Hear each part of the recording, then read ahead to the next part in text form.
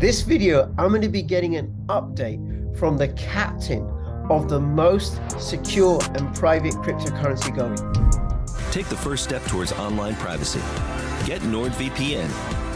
Got crypto? Got a hardware wallet to keep your crypto safe? Then you have to have one of these to keep your seed phrase safe. The Keystone tablet is fireproof, waterproof. You can use it to store 12-word, 18-word, 15-word, 24-word seed phrases. It comes with a full set of letters and everything you need to make sure that your seed phrase never gets destroyed or disappeared. Get one, get two, get three, have multiple copies. Use my affiliate link in the description below. Hi everybody, it's Crypto Rich, working with you to get rich with crypto, filling our pockets with crypto profits. I'm joined by Captain Draeth. Draeth is the captain of the good ship Pirate Chain. I am proud to say I'm a first member of that project. Now, before I introduce him, please subscribe, follow me on Twitter, CryptoRichYT, join my official Telegram announcements channel. And if you're watching this on YouTube, come over to bit.ly/CryptoRich3Speak and bit.ly/CryptoRichOdyssey. But really, come and watch me on 3Speak, fully decentralized, censorship resistant vlogging platform, and you can earn crypto. Okay. Hey, Dre, thank you so much for making yourself available.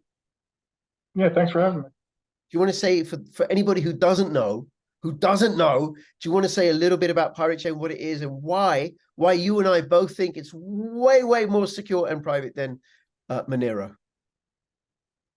Yeah, so Pirate Chain is one of the most, if not the most, private chain in existence. It uses ZK-SNARK technology to where the sender and receiver, the only people know who made that transaction. Anybody outside of that transaction doesn't know anything about it unless you tell them, which is how transactions should be. And the reason why it's more private is because ZK-SNARK uses zero knowledge proofs, which is just like saying that it's a mathematical way of proving that somebody has something that they send without actually showing what they have. So you can't see any balances, can't see anything of that sort. So any transactions that's made between users is completely private and hidden from the rest of the world. Yep. And it has an anonymity set. I haven't looked at it for months, which is over 500,000, and it grows with every transaction. Whereas Monero's anonymity set, and I keep forgetting, but it's less than 100, and that you can consider that the size of the haystack in which there is hidden a needle. And Monero's haystack is about 100 blades of grass, and Pirate Chain is over 500,000, and more blades keep getting added. And also to say that Pirate Chain launched in August 2018. It's a fully decentralized, volunteer-run project. We have no money. We have absolutely no money. So like, even for fees, for exchange listings and stuff, we ask for donations from the community and things like that. So no ICO, just we just released the code and people started mining it. Okay, now I did a video about a week or so ago, which was an update on what's happening in September with Pirate Chain. And we may end up going over some of that stuff, but it's always great to have you on. Do you want to let us know what's the stuff that's happening with Pirate Chain and what to look out for? And then we are also going to have a little conversation about the price of Pirate Chain, because I do get comments about that. Yeah, sure. So basically, there's still development going on in terms of like improving the chain, things like that. Recently, there was a spam attack that was made on the chain that we implemented some mitigations for, and we have some other things that we're planning on doing to improve the chain, and as well as prevent any sort of future spam attack, things like that, or at least. What is the spam attack? How did that work? What happened? Essentially, it's a user that's basically trying to fill up all the blocks on a chain consistently back to back to back to back. By just doing minimal transactions, things like that, to just basically make it annoying for other people to try to make transactions and try to, basically make it so that wallets are harder to sync and things like that. So it's pretty rough, but why would somebody do that? They're jerks. No, but is it like somehow it allows them to compromise the chain and get more coins for themselves or anything? Nope, not even that. No, they can't. It doesn't hinder privacy. It doesn't hinder the amount of coins they're distributed. Nothing. It's just meant to just be a nuisance. So. Wow, and it would cost them money to do that. Oh well, since transactions on Pirate are pretty cheap, we're talking 0.0001 R per transaction, so that's like a tenth of a penny, something like that, or maybe less. Right. So it's actually relatively cheap to be able to do something like that. So. But we have a really, really smart team developers and things like that, to where we're working on mitigations for that, as well as ways to prevent it in the future. So Yeah, and just to echo about the smart team of developers, so Pirate Chain is a fork of Komodo, and the Komodo team were tinkering, lying, as people do underneath, a mechanic will lie on their back underneath a car, tinkering with the piping underneath the car. They were lying underneath the Komodo blockchain, tinkering with the blockchain, thinking, what if we made every transaction private and secure? And then Pirate Chain was born, and I forgot what I was going to say, but it was going to be really great. Oh, the other thing about about the developers is Pirate Chain now has a hardware wallet, which for people who don't understand about the technology is a really, really, really big deal for a privacy crypto, because you need a hell of a lot of computing capacity to be able to have Pirate Chain on a hardware wallet. And it's the only hardware wallet that Pirate Chain can be stored on. And you can get it through barter.com, and I'll have a link to that. It's a membership website.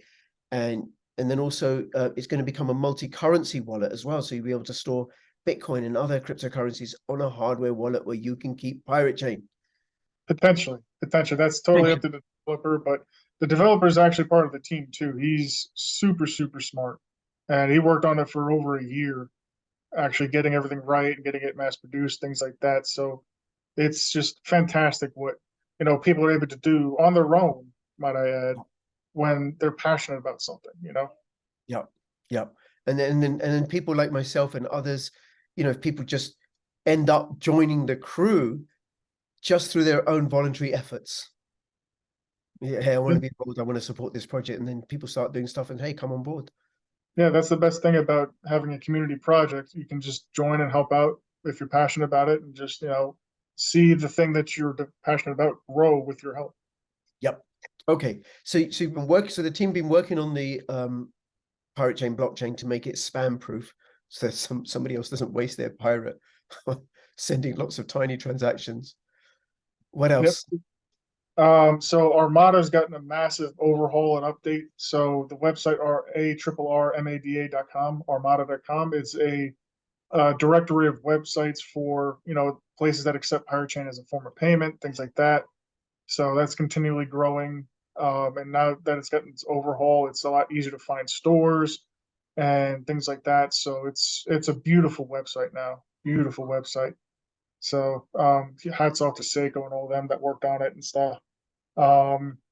There is a event coming up that was started by the Johns and a couple other people, I believe, that has to do with merchants for Pirate, and basically they're trying to get a Pirate Chain Merchant Week going from November 26th to December 2nd, which will be announced pretty soon. And basically for holiday shopping, things like that, trying to stir up business for people that accept Pirate Chain as a form of payment. So it's because the more you use Pirate, the more it grows. Because a project will never grow if you just hold like, because especially a currency project, if you hold it and not use it, then literally it's not doing anything.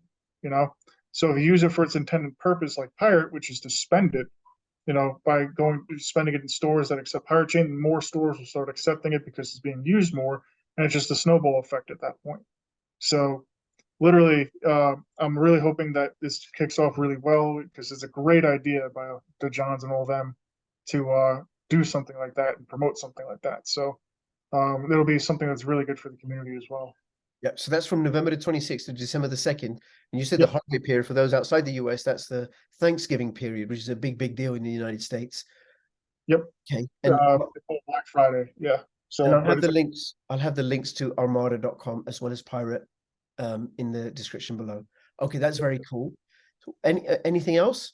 Yeah, some actual sad news that as everyone knows, Polarity got hacked a while back and stuff like that. And if you have any, pirate or war for that matter, make sure that you pull it from the exchange, or convert your war back to R, because we are since they are basically reducing the amount of services that they provide. That includes bridges, so which will affect war. But we will be working on finding a new bridge, which I can't talk about the bridge that we'll be potentially using, but there is something in testing right now. Right. So there will be a bridge that will eventually go back up for war, so you can go back and forth to DeFi and things like that, and exit privately to pirate and stuff like that. So Okay, and for people who don't know, War was wrapped pirate chain that runs on the Binance Smart Chain on Ethereum blockchain, and then it allowed people to engage in DeFi over PancakeSwap or Uniswap, but you had to use a bridge, and the bridge got hacked. I think the problem with the bridges. bridge, the bridge didn't get hacked. Actually, the bridge Oh, was fine. It's just Polarity itself got hacked. So so basically they're obviously under a lot of financial troubles right now and things like that because of all the funds that were stolen from them. Fortunately enough, Pirate wasn't affected. So everything is still 1-to-1 for war to R, all that other stuff, and the R is still safe. So that's why I'm saying users can withdraw their R, make sure to withdraw their R from the exchange itself. And if you want, you can still convert war to R, and then, if you don't get it in time or things like that, which you still have some, I mean, it's towards the end of this month that there is their final date of withdrawal stuff. But if you still have war, we will be having a new bridge set up at some point. So there's no real timetable for that because, like I said, things are in testing and all this other stuff. But until that comes, basically you have to hold on to your war until their bridge is back, until we have a bridge up and ready to go. right. Okay. Okay. All right. Thank you. What else? Just a variety of wallet updates, quality of life stuff on that. There's, I think we got, let me make sure of this before I misspeak. So I want to make sure I say the right exchange. I think it was, I want to say KuCoin. Yeah, it was KuCoin that delisted Pirate Chain. Yeah, because basically because they're worried about concerns with like privacy coins and things like that is the reason they gave us, even though, hey, they still list Monero, which is kind of funny, but yeah, it's just really dumb. So we got delisted off of KuCoin, but my prediction is so far being fulfilled, which is more and more people are going to be moving to decentralized exchanges like the average Joes like us. And then you'll probably see institutional investors using centralized exchanges. Yeah. So that's from what I see is happening right now. That's pretty much the direction that we're going in, which like I said, I predicted a long time ago because, like I said, decentralized exchanges are very vulnerable to hacks and to, mischief or, just, freezing funds. Like you don't have full control of your funds, so Regulatory capture, where the yeah, government will say, okay, you got to give us details on everybody. Everybody's got to do KYC and you got to give us details. Or, a government could say, right, you're going to stop trading. yep, exactly. So, more and more people are going to be moving over to decentralized exchanges and things like that that won't require KYC, so that, the average Joe like us can actually do what we want to do rather than being spied on 24/7. So. Yep. Yep, and I agree with you. And what given the drive to authoritarianism by former Western liberal democracies, because they want to roll out central bank digital currencies, and Pirate Chain is the the enemy or the very antithesis of a CBDC, because where a CBDC everything is tracked and controlled by somebody else. Pirate Chain, nobody knows what's in your wallet. Nobody knows where you sent it, who you sent it to, when you sent it, how much you sent. Nobody knows. Okay, so, and they want to shut that down. Draeth, anything else? Trying to think of anything that comes to mind. Okay. Well, Amy Voluntary has been, doing some amazing work, going to events and things like that for us, promoting Pirate. She's been working her tail off with all that stuff. So I just want to give a huge shout out to her as well because she's been kicking ass lately. So yes. Very good. Very good. Okay. And I'm looking forward to, because I was going to be at a Pirate Chain event in the UK and then lockdowns came and it hasn't come up since. Okay. Look forward to one day I'll be at a Pirate Chain event. Now, I want to talk to you about the price, and let me just share my screen. Actually, before we go to that, this is the Pirate Chain website, so people can see. If you want to find out all the information and you want to check that you actually go to the right website. So I'm going to check the connection is secure and also that it's the right certificate. certificate is valid. Because what I don't want to do, and this is with any cryptocurrency website, is go to some phishing website. And also here you can find out information about the wallets. And if you want to get some Pirate Chain, it's got a list of the exchanges. And I think Trade Ogre has the most liquidity. It is a centralized exchange, but I've never heard any mischief about that one. But again, don't keep your crypto on that on any exchange for long. So, and also you can get it off ChangeLly and ChangeLly Pro and SwapZone and SafeTrade, and all the other information about Pirate Chain through this website, pirate.black, link in the description below. We are recording this video on Wednesday, the 1st of November at 21:41 UK time. And here is the chart of Bitcoin. And the price of Bitcoin is just nudging. Where is it? Where is it? Where is it? I think right now, 35,369 at time of recording. Where, hey, good times are here. And I do get people asking me about Pirate Chain. So this is now the Pirate Chain chart. You can see here, oh, this is Bitcoin, this orange line. And this one here, which is the red and green, is, let me change that to weekly. That might make it a bit clearer, is Pirate Chain. And I think when we first listed, May 2019, this chart goes back to when the price of Pirate Chain was 15 cents. But I think when Pirate Chain first listed at all, it was 2 cents, Draeth. Is that right?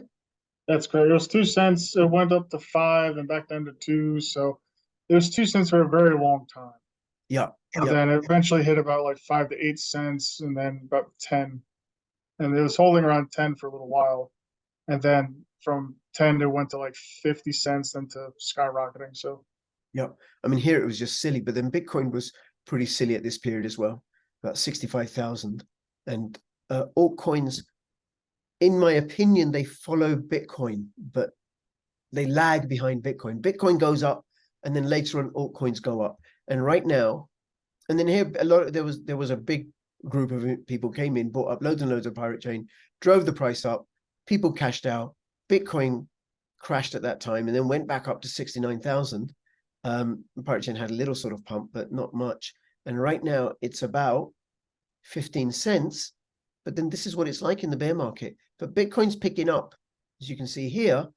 And what I expect will happen is that Pirate Chain will also pick up. And I'm going to see if I can add. I don't know if this will work. Just thought of doing this. Monero. So Monero has pretty much followed Pirate Chain's pattern. Just notice that Pirate Chain. Let me get rid of Bitcoin. it's actually followed Bitcoin's pattern pretty well. Yeah, but here we had the big peak in Bitcoin, and we didn't with Pirate Chain. It's following that, right?